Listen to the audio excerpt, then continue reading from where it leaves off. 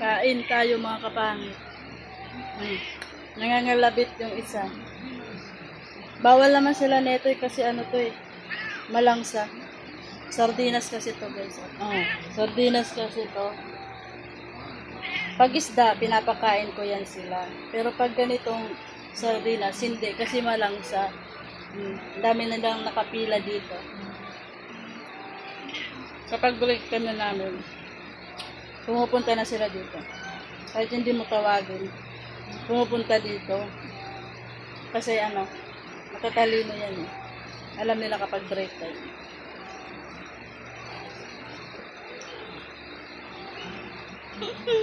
Nangangalabit.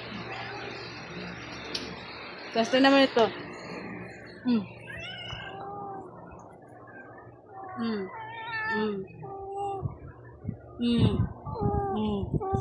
Kaya nila, nandyan yan sila kapag oras ng kainan.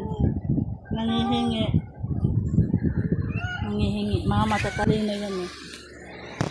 Alam na alam kapag kainan na. Kahit hindi naman sa kanila pwede to, nangihingi. Ang dami naman nilang ano doon, cat food. Siguro nauumay na sila. Pero pag no choice, yun pa rin yung kinakain nila. Babay na mga kapangit. Babay na kasi makukulit na yung alaga ko.